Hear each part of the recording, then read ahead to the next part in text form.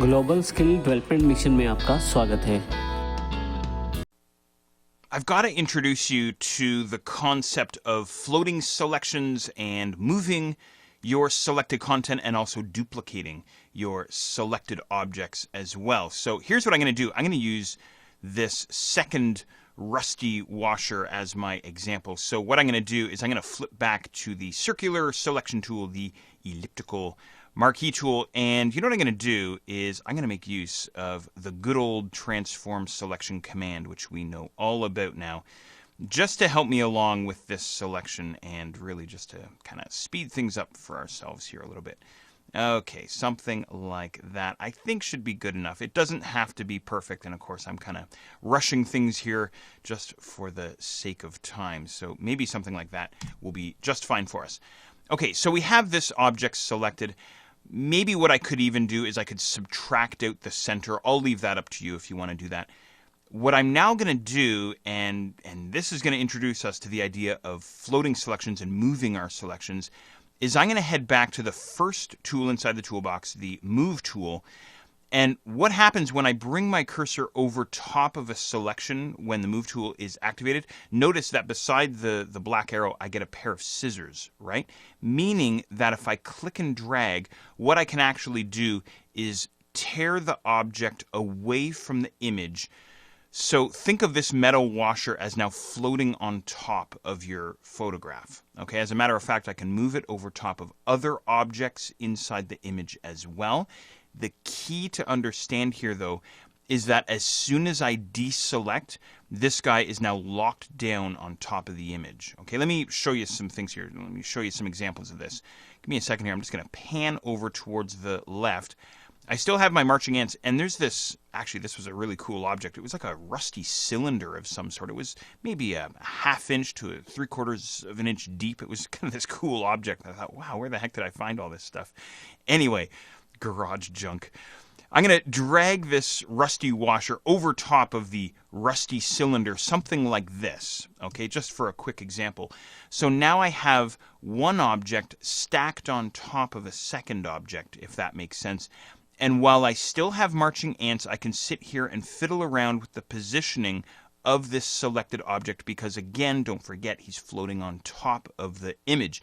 As a matter of fact, rather than using the Move tool, I can use the arrow keys on my keyboard to micro-position this guy, either just tapping up, down, left, and right, or holding down Shift and using my arrow keys to move in larger increments, something like that. Okay, so I get this guy positioned up, okay? Once I have him positioned, what I can then do is deselect. Now, do you remember your keyboard shortcut for deselecting? Control or Command D on your keyboard. As soon as I deselect, that's it. What happens is this previously selected rusty washer now gets flattened down on top of the image. Okay? So in other words, he's now deleted the pixels that appeared underneath him. Okay? So then if I try to reselect this guy, let me show you this. And sometimes, you know, I've tried to explain this to people and they have a hard time really kind of understanding this concept. If I go and reselect the same metal washer, give me just a quick second to do this. A lot of times people think that the object underneath is still there, right? In other words, my ½ inch rusty cylinder that I dragged this washer over top of, he's still underneath him. In other words, the overlapped areas are still there. Well, I've tapped my V key on my keyboard. I'm back to my Move tool. I pull this guy away. And as a matter of fact, what happens is, I don't know if you can see it in there or not, but it actually deleted any of the pixels that were overlapping. As soon as I deselect, anything underneath gets deleted. Okay, let me show you maybe a better example of this. I'm going to move my washer over top of this kind of oddball rusty bracket that I have here, something like this.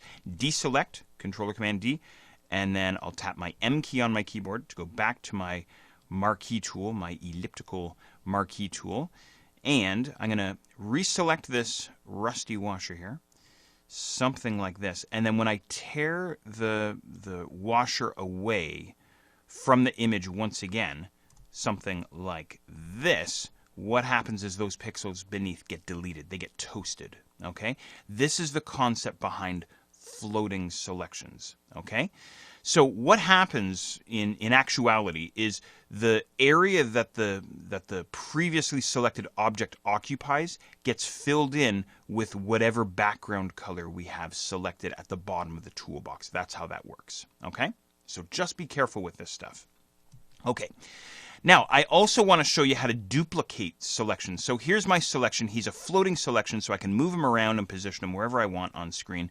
Check this out, though. What I'm going to do is, with my Move tool still activated, I'm going to hold down either Option here on the Mac or Alt on the Windows side and click and drag out. And what that does is it duplicates the object and simultaneously selects the new object, notice the marching ants, and deselects the previous object, locking him down to the image. Okay? So I can create as many duplicates as I want. Just bear in mind that if I have one of my objects overlapping, or one of my selections overlapping an object, and I go and duplicate that selection, this guy's now locked down. I can't pull him back and move him around anymore. I've just deleted all the pixels underneath them. Okay, so keep that in mind. So, as I've been saying all the way along here, I encourage you to experiment with this, get comfortable with this, your floating selections, and of course, duplicating your selections as well.